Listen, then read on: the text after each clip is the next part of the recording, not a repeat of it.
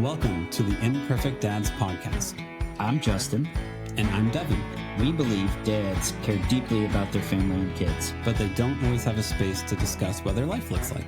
Our podcast is a space for dads to discuss the ups and downs of fatherhood. And how they feel like they're holding it all together. Or how they're not. Thank you for joining us for this episode.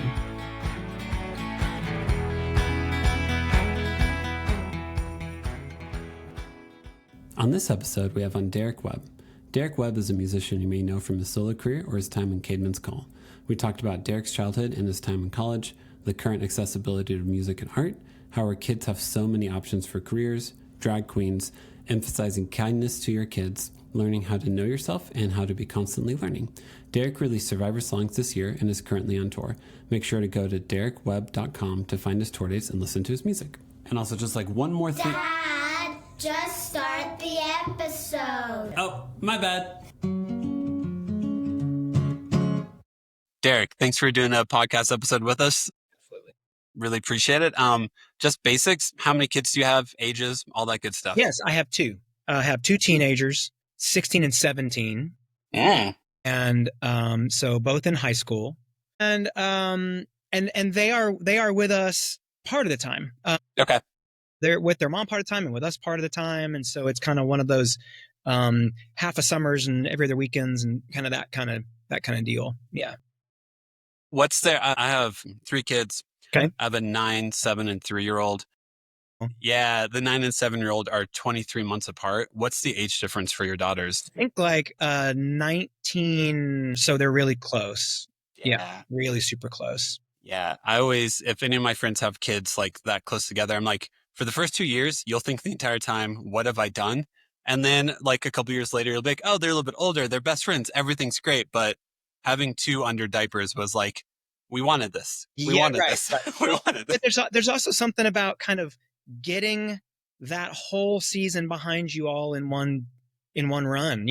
Yeah. Like you stay in the gear and you stay in the to bring the weird food that they can eat to all the places, and then all at once it's like liberating because you shed it all. And then all of a sudden everything gets a lot easier and they can eat like regular people and they can go on planes. And I mean, there's something about, there's a strategy to both. Yeah.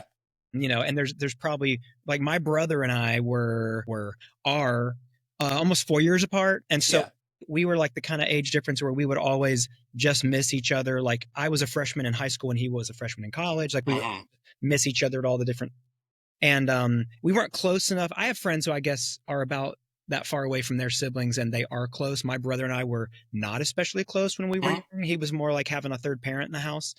Cause he was a really good kid and I was a really bad kid also. So that like that dynamic, you know, like kind of played itself out anyway, and now we're insanely close, like really? We're super close now. Yeah. And, so I don't really know. It's just interesting how, you know, I mean, you go through seasons with siblings like that. For a while, maybe we got something in common that's making us real close and we can totally get each other. And then all of a sudden it's like dead to me for a while. Yep. I get it. So Okay. So I have to ask, you were a bad kid growing up. Now looking back as an adult, do you feel like you were that bad of a kid or are you kind of like, I wasn't that bad? Yeah, I was pretty bad. I was pretty bad. You're like, if I was my own kid, I would have hated. Well, I mean, at least our 16-year-old is wired very much like me. Okay. Much to my chagrin sometimes. And so that can be kind of rough, but no, like I wasn't as bad as like some things I could imagine and name. Like I got regularly threatened with military school for sure. Okay.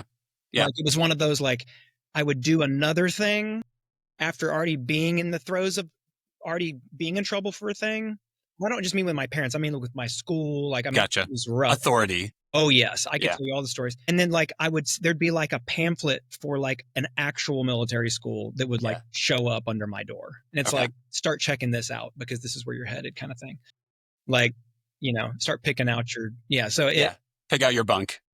Precisely. That's exactly right. So, but I got through it. You know, I got through it. Those just weren't great years. You know, those are hard years for me, and I think that's true of a lot of kids. And it's And what we have to remember, and what it's good for me now as a dad to remember, and I do feel like I am aware of this with my kids and their interests or talents or skills or whatever it is, that like when you're that age, when you're a kid, and especially when you get into adolescence and you're in, middle school and high school, like for me, the things that I was naturally good at were not things that were being measured or valued in any way during those ages. The things that were important were academics, sports, social. Like those are the things that we're watching. Those are the things we're measuring. Those are the things that we're scoring you on. That's what has value. That's like how you like progress in this world. And I, at the time, was like, I've only really ever been good at one thing, and that's music. And so like, and I'm not good at anything else. I'm like, all of it's in one really concentrated spot for me. I don't have like anywhere else. I can't do anything else. And so when I came to it really young. I was like single digits. I was 7 years old, 7 years old when I started playing guitar. And so I had this, and it was unfortunately, it's a solitary thing. So I would come home on headphones with my stereo and learn, every song on Van Halen 1 or whatever, for a few hours. And then, completely checked out of school, like just failed my way through everything and somehow got out of all of it legally and didn't have to keep taking it or going back or whatever. But like, I was good at stuff that nobody knew about and nobody cared about. And my parents, as supportive as they were, I don't think, because it was the, 80s, into the 90s, early 90s, they didn't understand what I was going to do with any of this. And like, but you can't, make a living. It was way before the internet, God knows, but like, you can't make a living with any of this. And so you're going to have to be, and we were raised kind of, upper middle class. And so it's like, great, you can be the lawyer who plays guitar on the weekends, or you can be the something who plays guitar on the weekends, but this is not a job. You can't, it's a waste of time to be. But that said, they were always extremely supportive of it though. And so with my kids, oh my God, it's a whole different world. And so much, isn't it? You can do almost anything as a living now. It's crazy. It's amazing. I love it. I love it. And so I think that we have dads more our age have the advantage of having come up in the world that we did and being able to be more open-minded with our kids about like, okay, like you're weirdly really good and interested in this thing, that there's no reason that couldn't be a legit thing that you could do, like let's look into that. Let's research and figure out how we can try it out and find opportunities for you to, get in there and try. Anyway, so it's just interesting how that works. It is not like, because whenever we were growing up, it was still the overly, I don't know what the correct term for it is, but like you go to high school, you do well in high school, you go to college, you do well in college, then you go to grad school or you go do this, and that's what success looks like. Right. And now most of us have gone to college and everything and then spent what I studied in college, I didn't do. So like, there's more of those stories of people our age being like, why would I communicate to my child, you have to go to college whenever I'm not even doing the thing I studied in college? Why would and there's so many other options. Right. And like, that was definitely, again, upper middle class. That was definitely the expectation in my house, that you're going to go to high school, then you're going to go to college, and then and I could not have imagined going to college. There's no way I could go to college because I did not like high school. I was not good at high school. That's not a good environment for me in general. And my kids, when they were little, started off going to Montessori a little bit when they were super little. And that, I remember seeing that deal and being like, bro, if this had been, and maybe it was not where I was, not on my parents' radar, but if there'd been something like this, where there were other ways to learn all this stuff, oh my God, I probably could have excelled and realized some of my gifts or skills way earlier than I did. But so it's like, what's funny and kind of a bummer is when I got out of high school, there was such an expectation I was going to go to college that I started, it's its own story, but I started college, didn't really go, and then and basically told my parents that I was going to college when I wasn't. In Houston, where I lived. Okay. I'd moved in with my brother who was going to med school at the time. And I even told my brother that I was like going to college. Like and I wasn't. I went the first week and I was like, oh no, I'm not going to do this. And I have to do this. I'm not doing this. Yeah. And I just knew it was going nowhere. I knew I was not going to get anywhere in that situation. And it was the first semester of what would have been first semester of college for me in 92 is when I met the people in Caedmon's Call, when we started Caedmon's Call and me and some friends down there in Houston. And so like that had started And I've been in bands my whole life. And so I had a very strong sense like, this is special. This is going somewhere. Like, this is worth my time and I'm willing to risk it. Yeah. So I would literally tell my brother in the morning, like he'd be going to med school. And I was like, all right, see ya, I'm off to college. And I would like go out and get in my car and like drive somewhere. And then I knew he'd be gone and I'd just go back and just hang out at the apartment all day. And then he'd come back. And he's like, how was school? And I was like, great. It was like, math and history. I didn't know what I learned the things. I learned that. Yeah, it's again, it's like, so I had such a fun day at Army. Yeah. So, but it was like that. And then it wasn't until after the band started taking off and then everything I thought was going to be okay. We got a record deal. And then I like went to everybody and I was like, hey, by the way. Yeah, I've been faking it. I never did go to college. Yes. Anyways. Yeah, but it's with our kids, because like you're saying, like, yeah, if you want to do a thing that requires a degree, do it. You have to go. Yeah, go get it. Yeah, through college. But if not, like School of Hard Knocks, man, that's what I mean. I knew I was going to do music. I joined a band. That was my college experience, and it lasted me 10 years. Apparently, that was a long program. That first band I was in for 10 years, and then a solo after that. But so it's so interesting and fun to be able to talk to them and be like, "What do you want to do? And does that require a degree? And if not, man, let's just do like what we do, and let's get on YouTube and let's learn how to do that." Like that. Yeah. Well, it's also very different because because right now, like, you also have your own personal example of like, did I go to college? Did I enjoy college? What was the benefit of it? And you're like, I didn't take any of this seriously. And it's like, oh, so, and if it would have been an option to you back then to look at your parents and be like, hey, this isn't the path for me. You're like, I would have hoped your parents would be like, oh, let's talk about it then. Because like, I went to Belmont.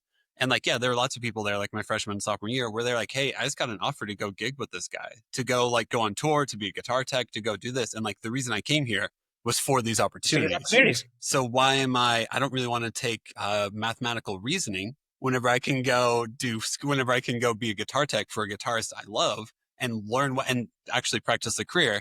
In those moments, I'm like, I've talked to some of those people, they've gone back, finished up a degree and all that. But like, with music stuff, if the moment is in front of you, you say yes or you miss it, and that's just how it works. You hope to get after you graduate, take it right now. Exactly. Yes. And what's funny, and what you'll get about Belmont is that like the thing that people say about Belmont is like the people who like graduated, like the people who are the graduates from Belmont, you're like, oh, you didn't make it. I'm so sorry. That's right, because you had to stay long enough to graduate. You graduated, like you got all through the program. That means nothing ever happened for you. That's right. They were just publishing people. That's what it turned into. There we go. And that's important. But like, it's true. Like all my friends, freshman, sophomore, junior, it starts getting a little dicey. Get close now, but wound up getting gigs and jumped on the road, and that's what you're there for. It is. And you don't like. I can't think like over the years that I have had bands on the road with me sometimes and hired musicians and studio and whatever else. I ever remember asking somebody where they got their degree when they came in to play on a record or to go out on a tour and play. Nobody cares, and most of the people who I've worked with, even on the professional side in things like publishing, whatever else, they just got opportunities and started doing it when they were, I mean, like that, again, like it's a great time to be alive, and it's great. It's just a fascinating time to be stewarding a young person trying to figure out what they want to do, because like everything in their lives, it's like, there's so much more nuance. Yeah. And complexity in the world that they can explore and try out. And I love it. I just love that there's so much more language for people to talk about themselves and to kind of identify themselves and try it on and see how it feels. And it's awesome. I love it. Yeah. No, it's funny because like for my 9 and 7-year-old, whenever your kids are like less than 10, I feel like, they play dress up all the time and they're trying on different hats and different characters constantly. Absolutely. And as an adult, I also put on different hats every single day, but I don't look at it with that much of a playful mindset. It's more like the crap, I got to call this person and ask what's going on here. I got to be more firm and responsible and stuff like that. And I'm like, well, no kid's going to put on that hat. No one's going to be like the middle management hat for today. But I mean, I think in Bluey they do play around like middle management. But anyway, like, yeah, your kid is sitting there trying on different characters, different hats. One of your kids is bossing around one of your younger kids and delegating. They're definitely playing like their manager. They are. It is good. So, but it's interesting because like at some point in time, I think you stop realizing that like most of our days you go through it and you are not that you are a character, but you do kind of step into a character in some scenarios, which is just a fascinating like thing that kind of messes with my head sometimes. Yeah. Well, and what we talk about with our kids a lot too, and this is interesting. It's probably helpful for them as they are trying to figure out what they want to do and kind of what they're kind of compelled to. Like the language that I have often heard for like calling or like vocation or whatever. Purpose. Yeah, is like basically what you're looking for, and what we're talking about a lot around here is interest and talent and opportunity. It's like the intersection of those three things. If you can find something you have all three, then that's an option. Absolutely, that could be your thing. Like because if you only have 2 out of 3, it's probably not going to work. You have interest and talent but no opportunity, opportunity and talent but no interest. I mean, like you could be super good at something and have no interest in doing that thing. So, but as we're looking for that stuff, it's what's been interesting. So my wife and I are both musicians, and so we're kind of free. We're entrepreneurs. We're small business owners. You are. Yep. So what's interesting is that they get to see, unlike what I had. Like my dad was in retail, and he was then kind of in the corporate kind of executive world of that retail situation. My mom actually was a hairdresser and a stylist, and wound up she was very entrepreneurial because she wound up owning her own shops and running boutiques out of them and renting other space, and kind of she was definitely a small business owner. But and I wish I had picked their brains more when I was younger about how they were doing those things then, because they did it very successfully. But for me, what's interesting is for them to see what we're doing, and to see it's just a good lesson. It's like a good lesson for anybody trying things like this. And so many of the jobs now are freelance and more gig economy and things like that, especially at different seasons of your life. And it's been interesting for them to watch us, and they see me, like make a record once every couple of years, once every 18 months, I'll record a record. And then, I'm going out on the road, I'm playing shows, but a lot of the time, like most of the time, the majority of the time, I'm not doing my favorite thing. Yeah. I'm not. You don't get to do your favorite thing the majority of the time. You have to learn new skills, and you have to do things you don't really like doing in order to do the thing you like the most a little bit of the time. Yep. And so like the average weekend when I'm playing shows, 3 shows in a weekend, that's basically, 3 to 4 hours of doing my favorite thing, and then like 30 hours of commuting, which is really like by hours what I do for a living. I commute. I'm a professional commuter. And but I think it's good for them to see like, oh, like even if I'm going to do something I love, and it also kind of puts some realism to it for them, where they're like, oh, like if I'm a professional, YouTube gamer, I don't know what, whatever they want. Yeah. The majority of the time you're going to be learning how to edit videos.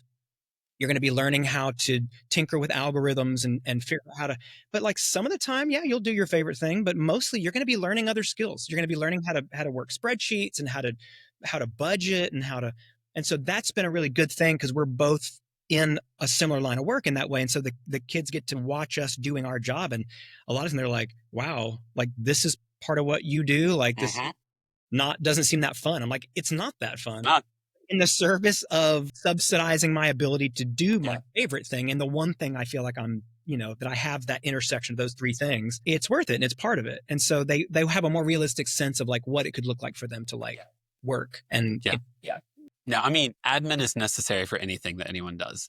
Like I was talking to one of my friends who tours, and he had like finished a leg of a tour, and before he went back to Nashville, him and his wife like rented an Airbnb for like 2 to 3 days, because they knew the second they got back to their house, the next phase of like parenting and all that would start. And they're like, we haven't checked your email like in 5 days. So we've got, we've got like a week's worth of email to respond to. We've got all this stuff. And like, that's not the fun thing. It's not like, hey, we went and played Aspen and Boulder, and now we're going to do admin for 2 days. Like that's not, it's the reality though of being a small business owner, entrepreneur, which is what you are nowadays if you're a musician. Exactly. Yeah, that's right. And so that has been really like, that's been good and here's what's crazy. So my kids both being teenagers, like even as I am trying to navigate the ever complex and changing world of being a professional musician, being a creative, a professional creative, which is hard and getting harder all the time. And I love it. You have to love the creative problem solving of it. You have to love reinventing it annually and figuring out all the new tools and how to survive the changes. Like when we went from CDs to Spotify, and there's the economics of all that. And anyways, what's crazy is like, we will sit around and just be talking about it. And it's crazy how growing up with what they have in terms of technology and with the internet and just the presumption of all these tools and all this change, Like, I learned so much hearing them say, well, what if you just tried this? Or what if you tried doing it like this? And I'm like, I would never, that's crazy. I never would have thought of that. It's just so great to be able to like learn from them because they are growing up in such a dramatically different world than I did. And I grew up in such a dramatically different world than my parents did.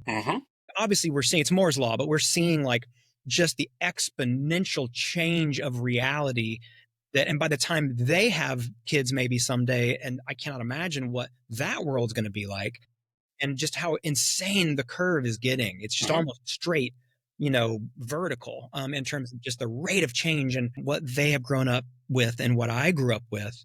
And so we learn a ton. We just learn a ton just talking to them about what we're doing in our jobs and our lives, and just hearing their random instincts is like, and watching them listen to music and how they're discovering, especially for me, like, there'll be some random thing. I'm like, and like, especially my 17-year-old will be like, here's this crazy band, this awesome band, and very proud of like how few monthly followers this band has. Like, I found this band that has like 375 monthly followers and they're so amazing or whatever. Yeah. And I'll be like, how did you even find this?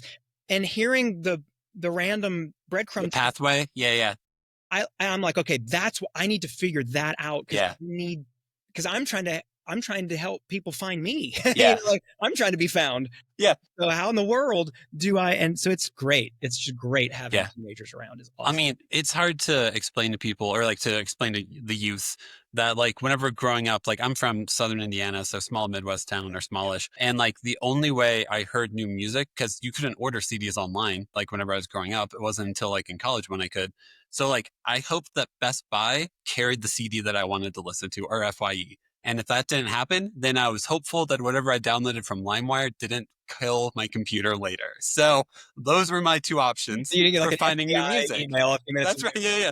Back, Lars Ulrich shows up at my door, grappling down from a helicopter. Exactly. Yeah. Did you download 3 Metallica songs yesterday? Lars, I did. Exactly. Yeah, exactly. So, but like, it's hard to like explain. Like, I remember when Spotify came out and like all the albums, like I had never really dived into Bruce Springsteen or Fleetwood Mac. Right. And then like I finally had access to all of their albums all at once. And I was just like almost over inundated by like the ability to consume so much beautiful art.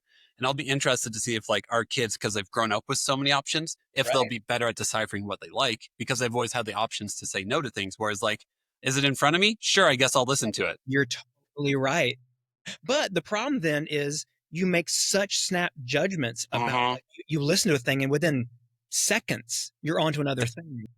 It was funny as my our 16-year-old, she like has this thing where when she is DJing in the car, when it's her phone hooked up to the Bluetooth thing and she's the one calling the shots, it's like we never I would say probably less than 1% of the time do we hear the end of a song. Oh, okay, yeah. We get all the way to the end. Yep. It'll be like maybe mid-first chorus, and it just hard stops into another song. I'm like, let the song play. And she's like, no, I heard enough of that one. And I'm like, are you serious? But no, thank you. And whereas like I listen to whole albums. Like I will put on a record at song 1 and I will finish it. Like I have to. Yeah. So it's just, it is fascinating. Everything you're saying is like their discernment and decision-making processes and skills are so different. Like, and unfortunately it really mirrors the world that we're in and the way, even in my business, like you used to, like you think about all the bands that I grew, and maybe we grew up on these big, amazing bands. Like, and again, I'm going to very much date myself here, but I'm talking about like the last big run of big superstar bands, established bands like U2 and REM and Coldplay and, like name the big bands. And like these bands and these artists, they put out like 2 or 3 records before it really caught on, before they figured it out and they had any kind of hits. Like U2 had put out like 3 records before Joshua Tree or something. And they were not really that successful and it wasn't really happening, but they were on a record label that was like invested in their development and saw some greatness in them and then came up around them with resources and guidance and mentoring and helped them and supported them. Nowadays, you don't get 3 records. You don't even get 3 tracks. Like if your single doesn't pop in one business cycle in 3 months, then you're done, and you don't get a second shot at that. Yeah. And it's so like the So the speed of everything is just through the roof compared to what it was when I was their age. And that is exactly the way they're consuming it. They're like, they give it exactly the same chance that any one of those record executives, if there still are any around, right, are giving these singles, that they're Yeah. listening to. They're like, nah, I don't hear it. And they're on. Yep. No, I mean, if you want, this is one of my favorite music side tangents is normally the third album is whenever a band finally knows how they are. They find Okay, their rhythm. They find Okay Computer. Okay Computer is the third album. X and Y, I feel like Coldplay definitely figured out who they were. Yeah. There's a lot. First album is always very impressive. Sophomore slump can definitely be a real thing. And then Yeah. by the third album, they're like, hey, we know who we want to be. Exactly. And this is it. You find your voice, you find your perspective. You do. Yep. So no, it's that I could probably overanalyze way too much. Because yeah, like OK Computer is just freaking perfect. But you don't get to OK Computer without Pablo Honey Exactly. and the Bends. And also the Bends and Pablo Honey are both fantastic Great albums. records. Fantastic. So, better than most. And yes. I don't know what number Joshua Tree was for YouTube, but that'd be fascinating. It might not be exactly 3, but that's probably close. And I'm just thinking, all right, well, what was that for me? Well, I had 10 years. Like my third record was this Mockingbird record. Yeah. I've always interestingly said that feels like my debut record to me. Mm-hmm. Yeah. Because I put out my first record, which was this record, She Must Shall Go Free, right out of Caedmon's. And to me, that felt like all the songs, and it was songs I'd written for our band. And I didn't realize I was about to start a solo career at the time. There's a whole story to that. And so that whole record felt like kind of just a Caedmon's record, but with just my songs on it. It felt weird.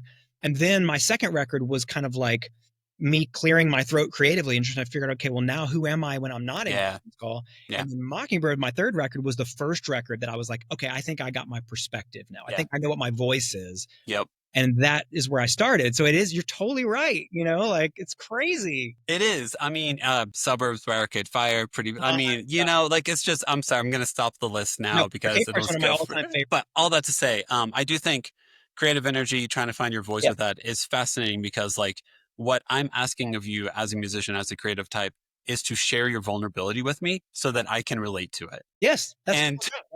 That's my hope. It's like, hey, Derek, I don't want your life to be too awful, but if you could have some pain so I can have some catchy songs, I'd really appreciate it. Or if it could just be awful at the same time that mine is. That's it. Yes. Yeah. If you could deconstruct the same time I deconstruct, that'd be fantastic. Well, that's kind of the magic of the way music works now. And like you were saying, versus our kids, like when records came out when I was a kid, it's when they came out is when it was. Now, like a record that I put out 10 years ago, somebody could find it tomorrow. Yeah. Tomorrow is release day for that record as far as that person's concerned. Yep. It comes out tomorrow. I mean, for those people. Now I actually do have a record coming out tomorrow. But the point is very literal for this conversation. Yeah, whenever someone is hearing this podcast, yes, for that person, it could be coming out right now. Yes. Check it out. It's 10 years from now.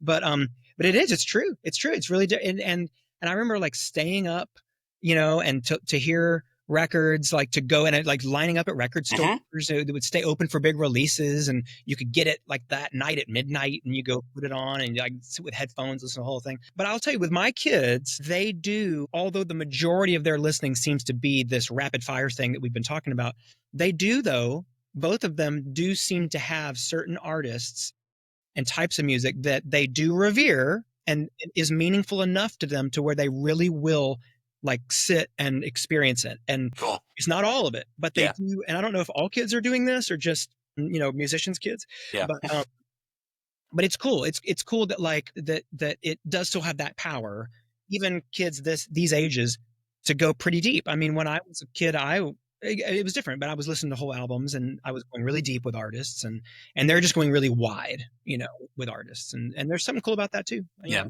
No, it is cool. Cause like the type of kid I was I would find out that a band existed and I would try to go back I would try to find their first album, listen to everything. And like, it's really cool because my 9-year-old daughter is actually doing that with Taylor Swift. In which like she'll have a Taylor Swift album and she will listen to it start to finish for like 2 weeks. And then she'll be like, hey, that one for a while. Yes. And she'll be like, I've been listening to Speak Now at all. And I'm like, cool. This have you listened to Speak Now? And I'm like, it's, cause I don't know if it's like attention span or what, but like to me, an album is such like it's a letter to who you were at that phase of your life. It's like tattoos. Like you should be embarrassed by your tattoos because it is a living representation of this is who you were whenever this happened. Dude, I love that. And I say this exact thing all the time because I've been in this job for a weird long time. I've literally been in this job for 33 years. Oh man. Yeah. because we started Caedmon's in 92. Yeah. But anyways, whenever I play a show, because a few things I've said that goes right to what you're saying, and then I'll stop interrupting you and get back. You're good. You're fine. You're fine. It is that, like if you've done your job, and I think the job for a creative person that I like, one definition I like, is to look at the world and describe it. Simple as that. Look at the world, tell us what you see, because that is going to speak to the current moment you're in, who you are at that time, the world you're looking at, and all that's going to change. You're going to change, and the world's going to change. Even standing in the same place at a different time, you're going to see and describe a totally different thing, and that is how it should work. And if you do the job long enough and you're vulnerable and honest along the way, there's like a 100% chance that you're going to eventually disagree with everything you've ever written. Because you're going to come into new information. You're a person, like you're not going to have it all figured out at the beginning. You have to be willing to be a public hypocrite and be able and have to go back and say, oh, nope, I was wrong about that for sure. Or at least I think I was. Right now, I think I was wrong about that. Correct. Yeah. Maybe I'll think I'm wrong about this in the future, and I'll have more songs to come or whatever. But what I always tell people is like, I will play any song you want from any era. Yeah. I'm grateful for all of it if it brought us together and connected us. I'm grateful for that, and I'll play it. But I am not, as I stand before you, the person who wrote maybe your favorite song. But I trust that young man that when he looked at the world with the information that he had and tried to describe it for us, he did the best, most honest job that he could, and I will therefore cover his material. But that is essentially what I'm doing. They're cover songs, I'm not the guy who wrote those songs. I'm a really big David Bazan fan, and he did. I think he did. It's Hard to Find a Friend. There's one of his albums where it's like the 20th. He did Control and the other album from start to finish. And it was freaking fantastic. That was a recent tour, I think. Where it was like 2 or 3 years ago. I saw him at Basement East. And he, before did one of the songs, I can't remember which one it was, but he was like, just so you know, I'm aware the song's kind of misogynistic and I wouldn't have wrote the song now, but it's on the album. And I said I played the entire album. So here we go. And also, if a guy talks to you like this character in this song talks to you, you should probably get out of that relationship. That's so great. I love it. I love it. And boy, like I swear I'm not trying to bring anything around my work, but it is crazy having spent 10 years in a band that had most of our success in the Christian music world. And then a 25-year solo career, a lot of the first half, at least of which, 2/3 of which were in kind of the more fringy, but still Christian music world. And now to be kind of not identifying in terms of my spirituality and my opinions about invisible reality. I don't identify that way anymore. And I love my friends who do, and I don't have any problem with that. I love to talk about it. But like my new record that I'm putting out is like empowering and encouraging soundtrack for my queer friends and loved ones. And it's like I had a record that I put out last where like I did a video with a great friend of mine where I like, she put me in drag, and I never could have imagined, you want to talk about like the younger version of myself. I don't know what I would have thought about what I'm currently doing. Right. Other than, well, that probably tracks because look at what I've always done. I've always been contrary, and I'm always trying to, disrupt or be a thorn in somebody's side. And at this point, I'm probably a thorn in my younger self's side. Probably. That's okay. Also, I must say that Flamey Grant is one of my favorite drag queen names. Just fantastic. Just so good. And so the good. whole best drag name maybe I've ever heard. Because not only is it fantastic, but it's such a beautiful homage to, like Flamey reveres Amy Grant. And and it just tells you everything you need to know about a drag queen named Flamey Grant. This is the best. Anyways, I love that. Glad you're aware of Flamey. Yes, because our big pandemic watch was RuPaul's Drag Race. Oh, yeah. So my mom and sister were like, "You need to watch this," and my wife's sister was also like, "Why haven't you watched it?" If you want to talk about creativity, I do think like drag queens, the embodying of a character is like a fascinating level of creativity that I don't have inside of me. That I just look at it and I'm like, how did you come up with any of these ideas? Right. I saw none of this in front of me, and you created a very fascinating world. And it's something and I mean this in the most respectful, honoring way possible. There's something very childlike about it. There's a lot of wonderment and whimsy. Because it's so brave. Yeah. Like there is not preoccupation with what's going to happen to me or what's anybody going to think. It's like, this is who I am. This is what I love. This is what I'm interested in. This is like my instincts. I'm going to do this. I'm going to do this. I'm going to put this on. And it's just like somebody who just cares not about the consequences or what anyone's going to think when it comes to coming into the world and bringing their full selves and being everything they are all at once. And like, that is a thing that we lose. That's awful. Like I mean, adults are so preoccupied with what everyone's going to think about everything all the time, and about it's just all this. Those are adult preoccupations that really we would be better off without. I get that in the short run, it's very kind of natural selection. I mean, like the people who do pretty well are the people who can get in front of all that and can be kind of manage expectations and manage what people think about them. But then there's like people who just are so unapologetically themselves that they just come in like a bull in a china shop and disrupt all that and just blow all the convention, all the binaries out of the water and create a whole other amazing world that you could occupy and be in. And I love that. Yeah. I want that in my kids' lives, in my life. I want to be, and that's why Flamey is one of my dearest friends. And I love that whole world. Yeah. And I've learned so much from Flamey. And talk about entrepreneurs. Yeah, totally. There are hustle, much hustle. There are no harder workers in the entertainment space than drag queens. They are good. And if you watch things like, the RuPaul, any of those kind of shows where like the reality competition ones, they have to be good at so everything that nobody on any other show is that good at that many things. Yeah. But drag queens are so good at so many things. And it's like, you have to be a stand-up and a designer and a makeup artist and invent personas and be a copywriter. And I mean, you have to be able to do everything. It's insane. It's so inspiring. My mom and I always talk about how with every season of RuPaul's Drag Race, how do people not know there's going to be a sewing challenge? You have these newer queens that come on and they're like, I have to sew. And you're like, every single season has multiple sewing challenges. What did you think was going to happen? You can't hot glue. You can't hot glue this dress together. You know that. Exactly. You've watched this before. It's like going on Survivor and not knowing how to make fire out of flint. Like, what are you talking about? You guys don't have a bathroom here? You're going to have to make fire. Get a flint and come up, figure it out before you get to the island, bro. Yes. That's hysterical. That's amazing. But all that to say also with that, I think it's fascinating to raise kids because my parents always tried to straddle this line. There is a way that society expects you to act, and then there's you. And you do, like, to some extent, teaching your kid how do you play the game but not lose yourself in the game is something that I feel like most people struggle with for their own selves every single day. Absolutely. And I love that you just said it, because what it makes me think of is early on, and this is me projecting, and so you're going to hear in these comments a little bit about how I was raised and how my parents were and how I want to be different with my kids. Like, so academics were just a huge thing for my parents and how I did in school. And probably, as I said at the very beginning, all the things that are being noticed and measured and valued during those early years, academics and sports and social, like those are the things. And I feel like I was always not a disappointment to my parents, but I knew that I was never doing what they hoped and thought I could do. And that's sweet of them to think I could. They seem to think I had potential, but I just was never living up to it ever in any of those categories.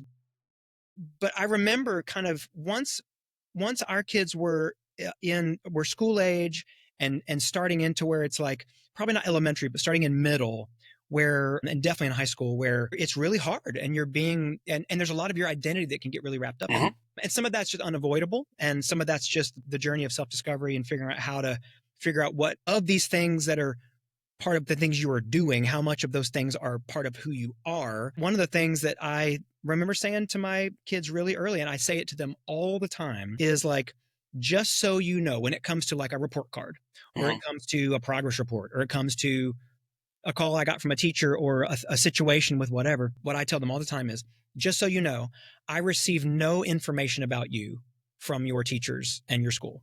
I know you. I know exactly who you are. I know I know the kind of person you are. I know your imagination, your creativity, your smarts. I know all this about you. So just so you know, I am never coming into any new information about you from your school. That has nothing to do with who you are, nothing to do with how I see you, nothing to do with because I feel like that was such a thing for me when I was a kid. Yeah.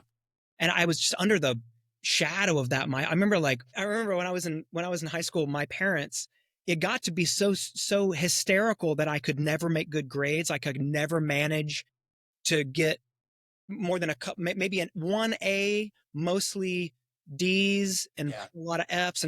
But my parents got to the point where they were like, okay, if you can make straight A's, like it got more and more ridiculous. Sure. What they would give me if I could make straight A's. And it got to be why they were like, okay, we'll fly you to the moon. I mean, they knew but it would never happen. So they could promise Sure. anything. Yeah. So they were like, but if you got straight A's, we'll do this for you or that for you. And I never, ever, literally ever did. I never one time ever got straight A's on a report card. But it's like, and I always kind of felt like a thing I never accomplished, a thing I wish I could have done. And I wasn't that person. And it's also interesting, when you've got kids going between houses and so you really only have so much time and so much influence, and you don't really know what they're hearing everywhere. And, so it's like, you're not the sole influence. My other friends who are in a similar situation as mine, where they've got, kind of co-parenting, and you got some kids going back and forth. You just have to like realize the thing and get comfortable with the thing that all parents get comfortable with just a lot sooner, which is, I'm not the only and main primary influence in my kid. That always happens to everyone eventually, but it just happens maybe sooner when you're not with your kids all the time. But we always really, really try to instill in them like, hey, like and this is back to what you were saying a second ago. We're going to figure this out. This is the system. This is the structure we're in right now with you. We're in this school situation. We just got to get you out of it. But I receive, and you should not receive any information about yourself from how well you do or how well you test or how well you whatever. None of this matters. And even the social stuff, the people who are they're peaking right now. They're just selling. Those poor kids' lives are going to be over in a couple of years, and you're not going to barely be started. It was a nightmare for me. I did not figure out I was so oddly positioned and fit into my life when I was those ages, adolescent and, middle and high school. It wasn't until the couple of years after high school that I really started to figure myself out and figure out where I fit and find my real friends and learn anything about myself. And so it's like just being able to go through all this with them, hearing their stories, hearing them come home and have really hard things that they're experiencing and they're trying to figure out how to get through, to be able to say like, I'm just telling you that the perspective you need to have is that like, this is all reality and everything right now. I know that, but like in 5 minutes, it's literally no one's going to remember any of this. And none of it is going to wind up being, unless you want to assign some meaning to it and say, I'm excelling in academics and I want to go on and be a doctor, a lawyer, an architect or whatever. Yeah. Great. Bring that with you. Assign meaning to it and bring it with you. But don't be burdened by it. Don't be anchored to it. You're going to be amazing and you're going to be fine. And we're going to get through this and let's work together. But this is the system we are in, and we have to find a way to get you through it and out of it in one piece. Because we all know, all adults know, that all you really have to do is survive adolescence. Because if you can get out of high school alive, man, you'll be fine. Be okay. My brother teaches English. Awesome, yeah. And he was always like, he told me like, if you like have a college degree, it might tell you care about the subject, but it mostly just communicates you met requirements. Like you went to the classes, you passed the classes, you did the thing. So like a college degree should hopefully communicate you were really interested in the subject that you studied. But also, I also remember my senior year of college in which I took classes because I needed to get the piece of paper that said I finished college. And mathematical reasoning wasn't my favorite class. Can't tell you a single thing from it. Did I get at least a B in it? Yes, I did. So there we go. You are a guy who knows how to follow through. I do. That if someone says, here's the expectation, cool. And the structure that is set here, I have to meet this expectation for me to move on to the next thing. And you know what? That's a lot of life. So that's exactly right. That's exactly right. And that's exactly what we're talking to our kids about. It's like, we just are going to have to check some boxes in the next couple of years. And don't, if what we're intuiting about you and your skills and your interests is that this isn't going to have to be a big part of your life, maybe after we get out of this, and you're not going to have to go and get really good at learning and operating in this academic structure, then you know what, let's just like go easy on ourselves about it. Let's do the best we can, and let's be respectful of be respectful. Yep. Like be respectful of your teachers. Don't blow it off. Like let's try. Like really try, but don't feel bad if it's just like, I can't figure this out. I can't do it. As long as you are present and you're being respectful of the time and taking advantage of the opportunities you have to learn a bunch of stuff and look for little sparks of, that's interesting for some reason. Tell us about that and let's follow all that. But don't worry about it if it's a weight on you, because we'll get through it together. So anyways, it's crazy to be on the other end of it and be able to look at a child and say, this really doesn't matter that much and you're going to be okay. But also take it seriously. But your life is not going to be over because you were not able to do the thing that is my expectation for you or whatever. You're going to be fine. You're going to be fine. And more so than ever, probably, because there are just so many amazing, crazy opportunities and niches and details and complexity, and it's awesome. I think if I can communicate to my kids to keep curiosity alive and empathy, then I feel like I've done something successful. A really silly way that I've learned how to do that is listening to my kids' music. Like if they want to listen to like Disney music, Descendants, a lot of Taylor Swift, since I studied production stuff, I'm like, okay, cool. Let's listen to the layers here. How many vocal tracks are there? Is that a bass? Is it a synth? What do we got going on? What else is going on here? What's the panning on the vocal tracks? Like I go into that mode because if I say what I really think about it, I'm going to sit there and be like, I hate this melody. And I'm like, this was both written and recorded by AI. Exactly. Yes. There are no humans touched to this. None of this is real. And then I'm being a jerk to my kids for something that brings them joy. And I'm like, hey man, exactly. You can find good in a lot of things if you stop being such a dick. Yes, you can. That's exactly right. And there's really the enduring thing we want to pass on to our children. That's right. It's true. Like, because they are experiencing so much, and the world is just like more access to information and diversity of opinion. Like, we spend a lot of time saying like we want to be a house. Like, if you come in here and you're super into something that I'm really not, or you're really resonating deeply in the season you're in with something that I really don't, that's okay. We will go through that with you. We will support you, bring your whole self in here, and we're going to go on those journeys with you and I'm fine with you disagreeing with other people about some of these other things and different opinions that they have about that same stuff. Our one rule here is you have to be kind. That's just the only rule we have. We will listen to every perspective. We will talk at length about every perspective on everything.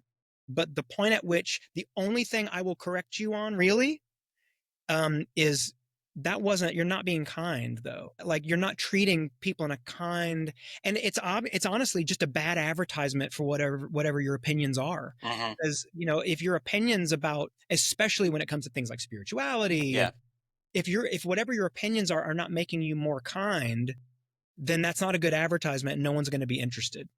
Like, if you come to me and you're going to tell me all about this new thing that you found and this great thing that you believe, but it's making you bigoted and it's making you homophobic and it's making you, hateful and combative, I don't care. Yeah. And I really don't want to hear about it. I'm not remotely interested. Like, you've already persuaded me out of it just seeing how it comes out of you. So either that's your fault or it's the thing's fault. And in either case, this is not happening right now. But if you can manage to be kind, and you can look at people and you can listen to them and you can be willing to have thoughtful conversations and really be open to new information, but be kind. That is easily the best, most persuasive thing for your viewpoint. And it's, regardless, you wind up walking away with a really healthy and sweet, maybe interaction with somebody who you don't agree with. And that would be the best. And it seems the most countercultural and counterintuitive thing in the world right now is just to try to be kind with people, and who was it that said, like, everyone's fighting a battle and you don't know what that battle is. And it's informing the way they're behaving right now. And everything, especially on social media, is a Rorschach. Oh, yeah. And so understand that people's outrage is telling you 100 times more about what they are seeing and what they believe and who they are, their opinions. There's like maybe no such thing as critical, objective criticism. There might only be unintentional confession. Yeah. The only thing we're seeing is how people feel about everything, but not really anything about the thing itself. And that's going to be true about you too. Yeah, like, be careful. Do not receive information about yourself from the internet. That is not a safe place. The internet is not your friend. I'm sure you have a lot of lessons you could teach us about what the internet has told you are, Derek, and who you actually are. Receive no information about myself from the internet. But it's about like finding safe people, your people, who you can hear from and listen to, and you can speak into their lives. And be careful. Don't treat everything the same way. And anyway, these are the things we talk about around. Yeah. No, I think if my belief system, how I treat people, is at the expense of someone else, then I should probably not do that. Well, I believe this because it screws that person over. Do you really want to do that? Because it excludes these people, and that's what I like about it. Correct.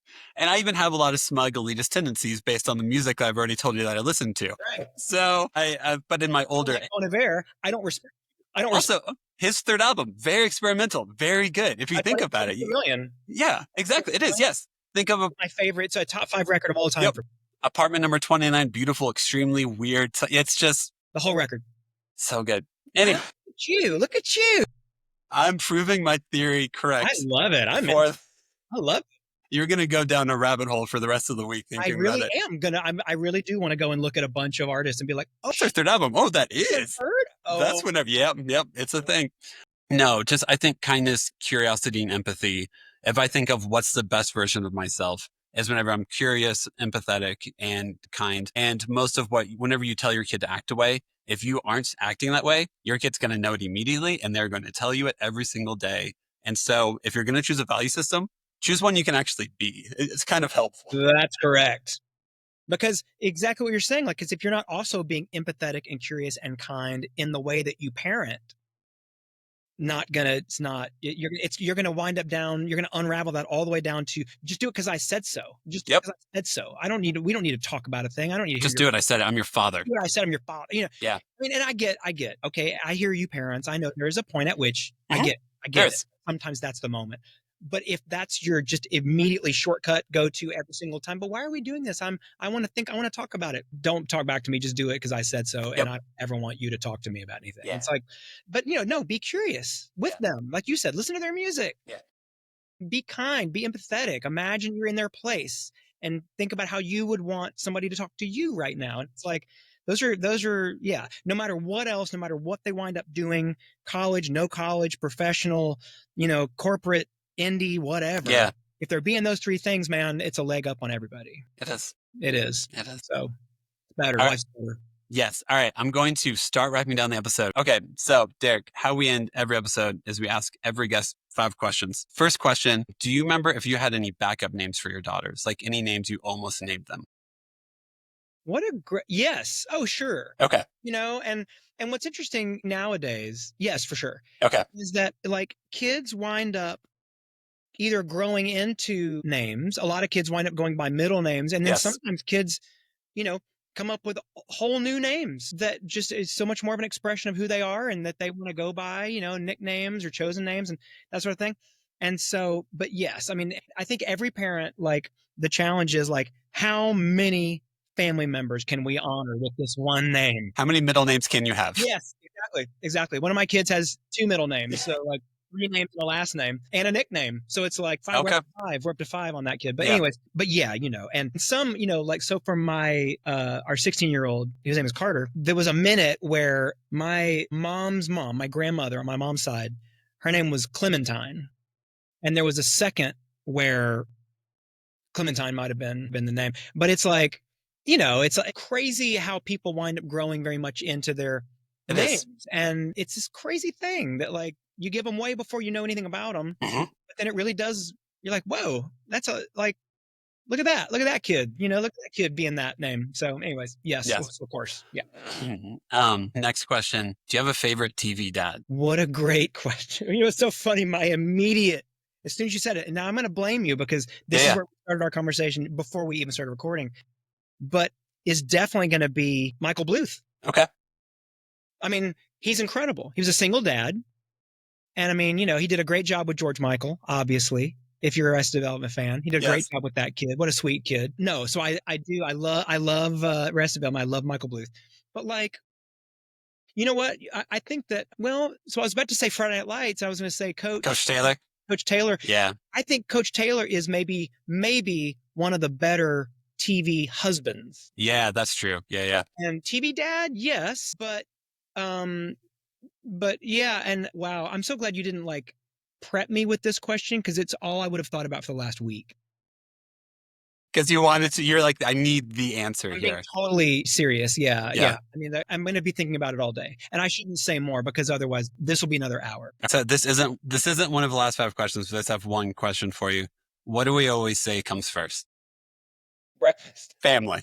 Yeah, that's so great. What do we say? And it goes breakfast, family. Yeah, they say it on top of each other. The tone, like the look of like despair in George Michael's eyes whenever it was like, this time it was family. It's family? So good. Yes. Okay, sorry. Okay, next question. Do you have a go-to replacement curse word? What was your like, I really want to say the F word, but I probably shouldn't? What was it?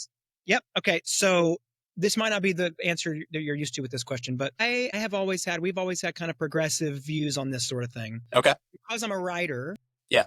And so like, I think a lot about language. I think words are really important, super important.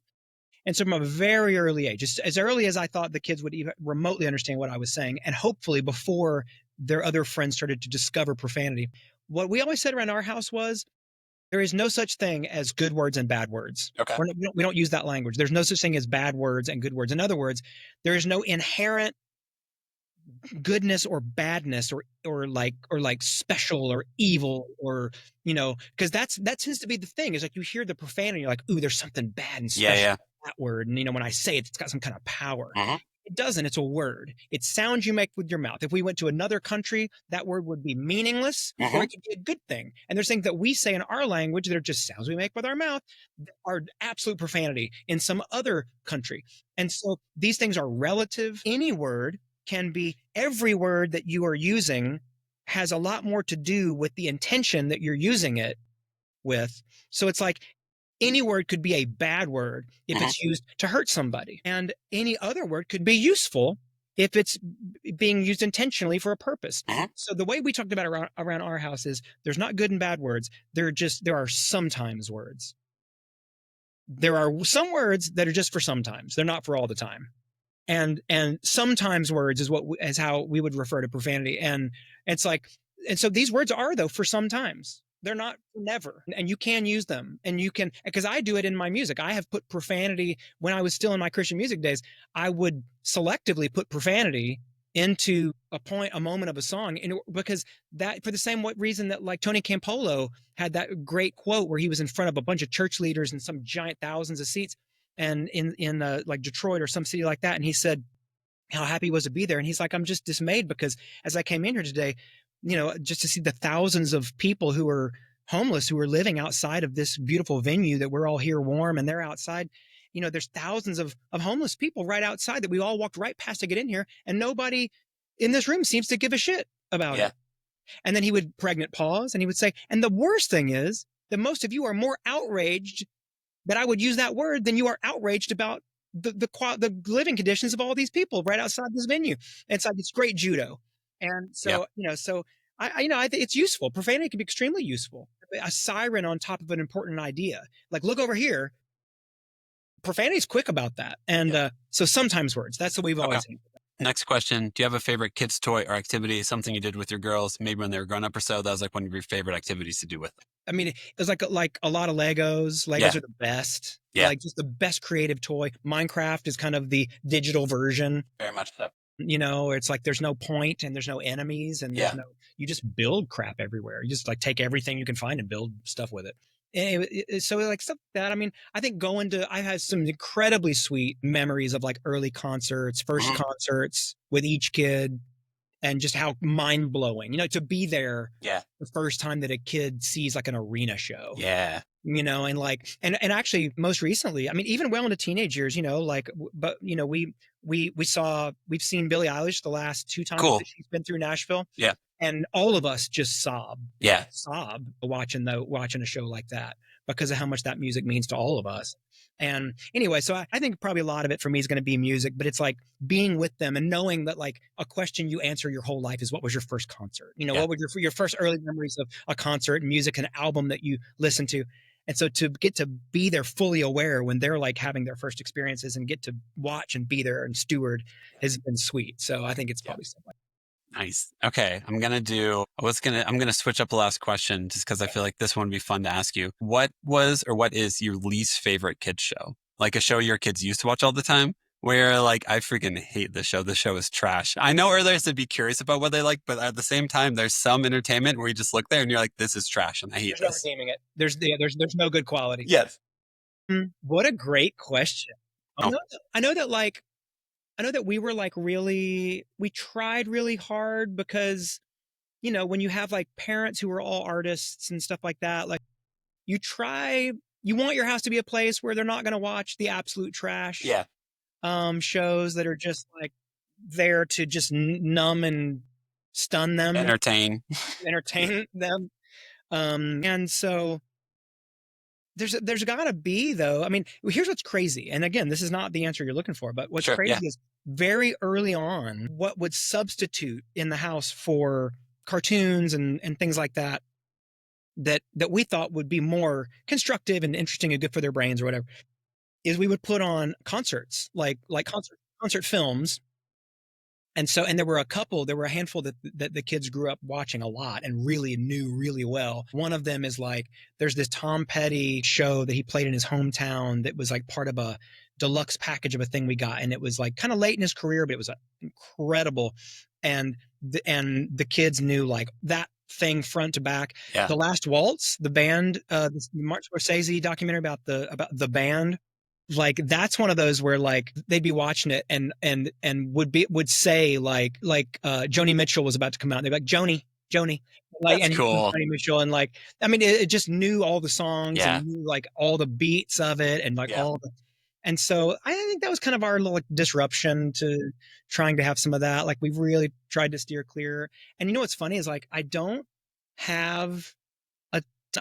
can't recall. I definitely tried to force some Mr. Rogers' Neighborhood just because, my God. It's Mr. Rogers? Yeah, of course. Rogers, you know? I guess there's the Daniel Tiger now. Yeah.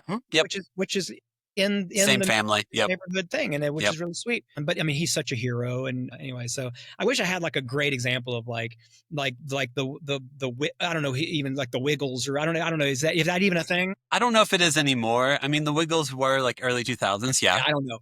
Yeah. But like, yeah, I don't really know. But I think we managed to dodge a lot of those. Well done. Yeah, I don't know. Well I mean, careful. I'm not. Yeah. I mean, where it normally came for us was like we would be able to not control. That's an awful word. We'd be able to moderate or whatever what they were watching, and then they would go to school or like daycare or something. They'd be like, "I want to watch da da da da da da," and we're like, dang it. Or they do like a sleepover, and they're like, "I watch this show," and I'm like, no, it found its way into our lives. And then you're like, the show doesn't hurt anything. It's a connection with their friends. It's all good, but. Hey, how about your mom sits here and watches with you? I'm going to go on like how old is it, 22 minutes an episode? I'm going to go on a 22-minute walk.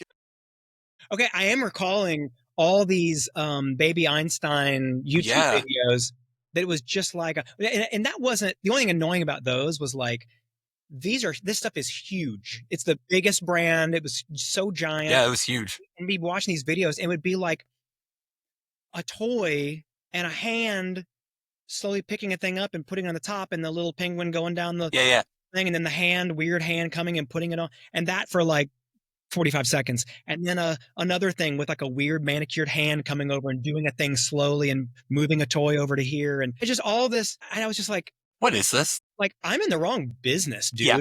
I could be doing this. Like, what is this? And why is this Einstein? Why are we geniuses for watching this? Anyway, so that one where you're like, oh, someone created this content. Oh my God, how many views does this have? Oh my God. That's exactly right. That's exactly right. Oh my God. Exactly. I could do better than this. Yeah, that's it. Well, Derek, only other thing is a moment for self-promotion. I know you got a new album coming, all that. If we want to follow you on Instagram, how do we follow you, find your music, all that good stuff, you know? Yes. DerekWebb. That's how you spell it. DerekWebb.com. I'm at Derek Webb on all the socials, I guess. And I have a new record that's called Survival Songs. And it is, if for you or the loved one or a friend in your life, the queer or trans person, especially queer youth, is a lot of, because I think that is the folks who seem to be under the most threat and the most danger in our society right now. And so these songs were written specifically for my loved ones and friends in the queer community, and 9 songs, and it's out, or it will be out as people are hearing this. Yeah. And I would love for people to find it and share it with folks who they think might be encouraged by the tunes, feel less alone by hearing the tunes. And so I would love that. DerekWebb.com or whatever. And you're doing a tour where you do mostly house shows. Is that right? Yes, it's all I do. Yeah. I'll be hiding out in somebody's living room or a yoga studio or an empty parking lot. Like I do house shows in all kinds, not just houses. Like, and weirdly, a lot of churches are hosting house shows on this tour, which is cool. I mean, any church that will have me and host me at this point, tells me a lot about that church. Correct. And the people who will tend to come see my shows. That we all feel safe going into the church. If they volunteer to host me, then they must be an okay place.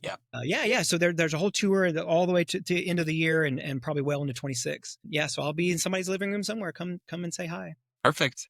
Derek, thank you so much. I really appreciate it. It's a pleasure. Thank you so much, Derek. Absolutely. Of course. We'll catch you next time, and enjoy the rest of your day. All right. Thanks, man. Thanks, Derek.